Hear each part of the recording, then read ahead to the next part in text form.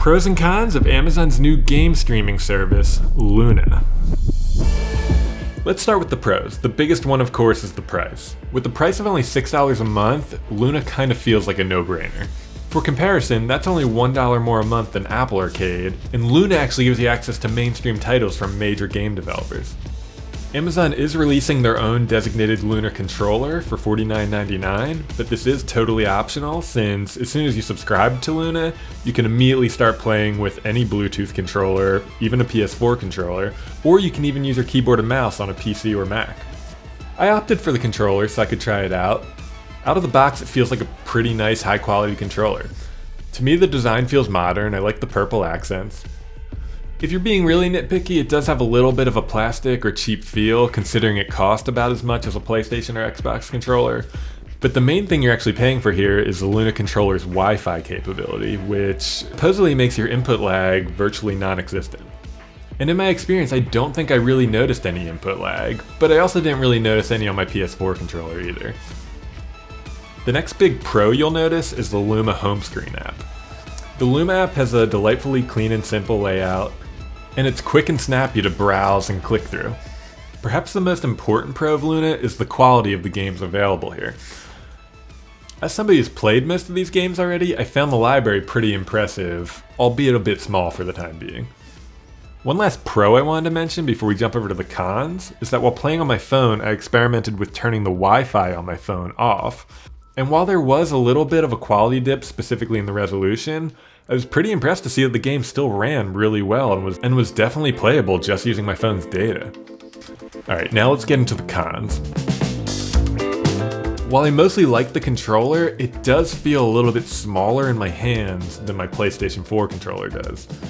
Maybe this is so that younger kids can have an easier time controlling it, or maybe this is just something I would need to get used to. Now, I also opted to buy Amazon's $10 phone holder. While it does the job, it does have a super cheap and flimsy feel. I get that rattly feeling from my phone every time I move too much. It just doesn't feel like it has a firm enough grasp on my phone. Another con is the quantity of games included with Luna's base package of $6 a month. As of right now, isn't that many games.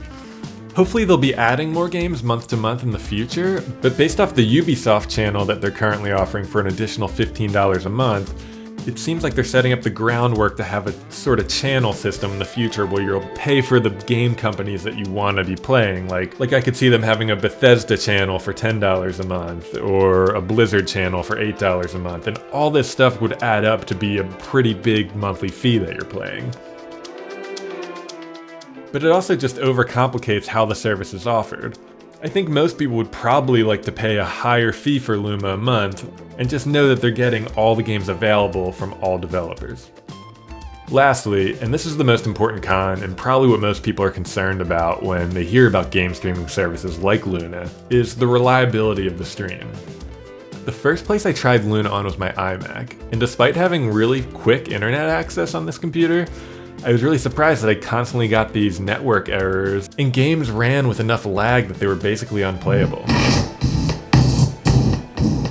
I switched to my MacBook and moved closer to my apartment's wireless router, and things ran a little bit better, but still had enough lag to keep me from actually enjoying any gameplay. Finally, I gave Luna a try on my iPhone, and surprisingly it ran perfect. Very occasionally the resolution would dip, I assume to make up for any hiccups in my connection. But even during those times, the gameplay and input lag stayed steady, which I think is the most important part of the experience. Now that Luna was working so well on my iPhone, I figured I could easily AirPlay to the different TVs around my apartment. This worked, but for some reason when games play on my iPhone, it does crop in the aspect ratio a little bit, which becomes extra noticeable when you're trying to play it on an actual TV. So ultimately, the main place I ended up playing Luna was on my phone mounted to my controller.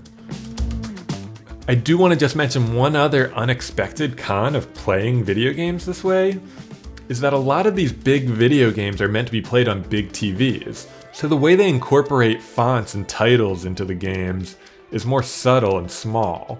So when you play these mainstream games on a tiny phone screen, reading the small titles on the screen can be so impractically tiny that it's frustrating.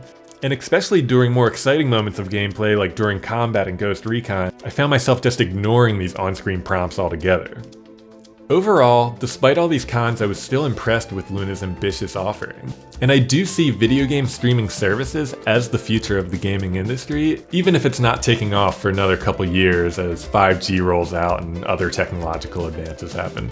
But since I'm already a pretty active gamer, I have a PlayStation 4, I have a Nintendo Switch, I have a gaming PC, Luna's value, for me specifically, isn't quite enough to justify a monthly fee. At least not for now. So hopefully this video helped you decide if you're going to give Luna a try. If you have tried it, let me know what your experience was like in the comments. Or if you have any questions, let me know in the comments as well. And don't forget to rate and subscribe for more awesome videos.